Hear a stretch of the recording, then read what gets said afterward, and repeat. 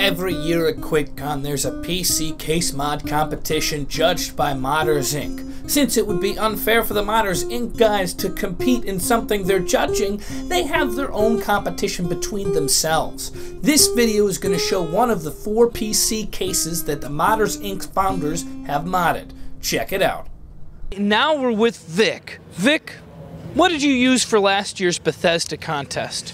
Last year I used Skyrim theme. It was a pretty cool one. Yeah, I used Alduin the dragon. Yeah. Basically called it World Eater. That's what he is. Yeah. And it was pretty cool. It was decent. I had my daughter, and I actually had my daughter and her best friend do the hand painting it. They hand painted it. First one I ever done hand painted. You know, they're artists, so I let them use their acrylics on it, and it turned out good. Awesome. So what did you choose this year, and why? Well, this year I went back and forth, and to be honest about it, I went with Captain America because that's just what I kept coming back to, the red, white, and blue. And the other main reason was because since it was going to be on comic book heroes, Captain America happens to be my wife's favorite hero, and also one of my daughter's. But my wife, she's been battling cancer for the last 7 months, and I just wanted to do something for her. Something to bring a smile to her face. Right. Cool. Would you give me a description of what you got on the case? How did you mod it?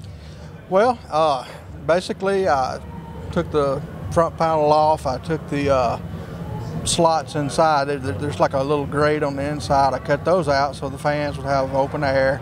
I took all the 200mm fans out and I replaced them with 8 120mm fans, all LED Lunas. I've got red, white, and blue up and down the front, and I've got red, white, and blue across the top.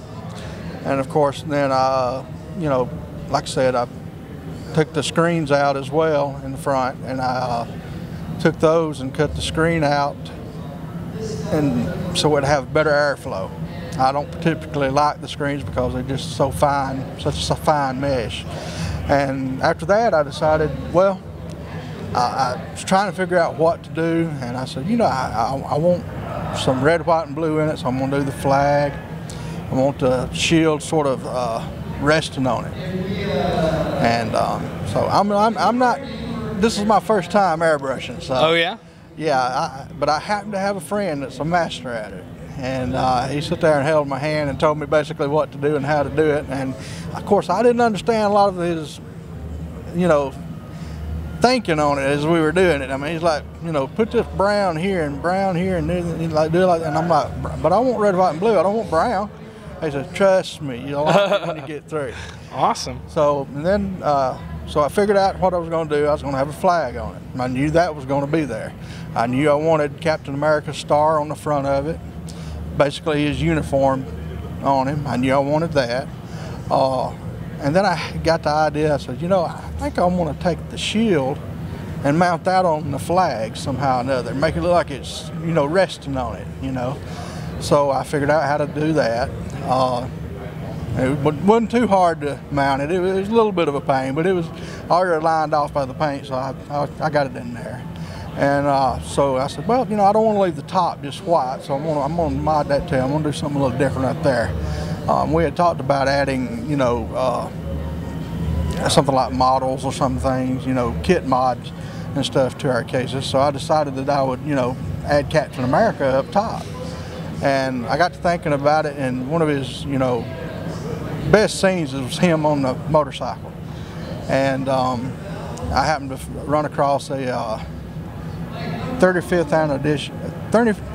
anniversary edition G.I. Joe and Harley Davidson Courier bike, and of course it had the 12-inch figure with it.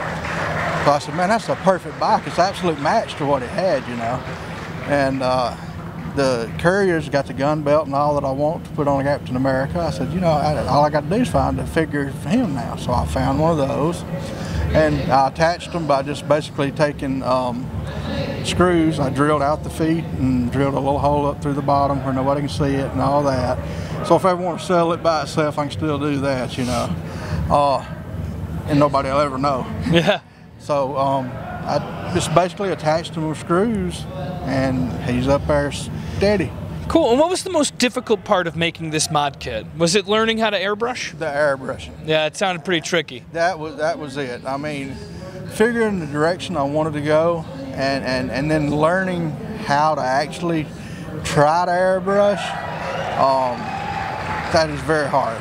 Yeah. And I'm far from being what I need to be. Yeah.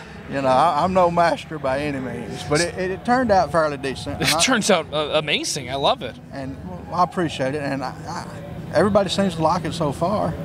So, and one last thing, a real quick tip to give our audience if they want to get into the modding community.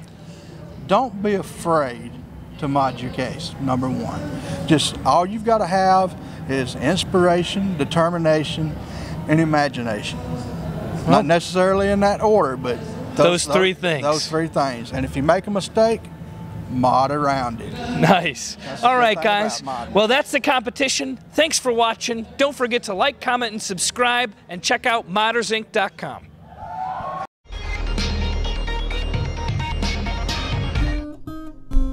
Click the video in the upper left-hand corner to check out the PC case mods found on the BYOC floor of QuakeCon 2014. The other videos are links to the PC mods done by the founders of Modders Inc. in this year's competition.